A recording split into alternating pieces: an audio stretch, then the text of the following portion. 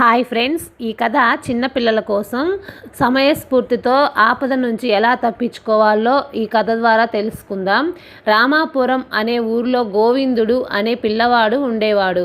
ఒకరోజు గోవిందుడు వాళ్ళ నాన్న పిలిచి పక్క ఊరిలో ఉండే తన స్నేహితుడి ఇంటికి వెళ్ళమని, అతడు చిన్న పెట్టె ఇస్తాడని, దాన్ని జాగ్రత్తగా తీసుకురావాలని చెప్పాడు. దాంతో గోవిందుడు తండ్రి చెప్పిన గుర్తుల ప్రకారం పక్క ఊరిలో ఉండే ఆ స్నేహితుడి ఇంటికి వెళ్ళాడు. ఆయన కొన్ని వస్తువులు ఉన్న పెట్టెను గోవిందుడి చేతికి ఇస్తూ, దారిలో దొంగలు ఉంటారు, ఇంటికి జాగ్రత్తగా తీసుకువెళ్ళు అని చెప్పాడు. ఇంటికి వెళ్ళే క్రమంలో గోవిందుడికి తన వెనకాల ఎవరో వస్తున్నట్టుగా అడుగుల చప్పుడు వినిపించింది. ఎవరో దొంగ తనని వెంబడిస్తున్నాడని తెలుసుకున్నాడు. దాంతో భయపడుతూనే కాస్త వేగంగా నడవటం మొదలుపెట్టాడు. ఆ అడుగుల చప్పుడు వేగం కూడా పెరిగేసరికి గోవిందుడికి ఏం చేయాలో పాలుపోలేదు. కొంత దూరం వెళ్ళేసరికి గోవిందుడికి ఒక నది కనిపించింది. దాన్ని చూడగానే అతడికో ఆలోచన వచ్చింది.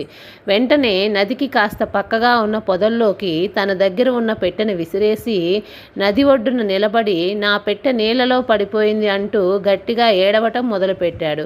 గోవిందుడి వెనకాల వస్తున్న దొంగ ఎలాగైనా ఆ పెట్టెను తీసుకోవాలనే ఉద్దేశంతో తాను తీసిస్తానంటూ నదిలోకి దూకి వెతకడం ప్రారంభించాడు. అదే అదను అనుకున్న గోవిందుడు పొదల్లోనికి విసిన పెట్టెను తీసుకొని గబగబా అక్కడి నుంచి వెళ్ళిపోయాడు. అది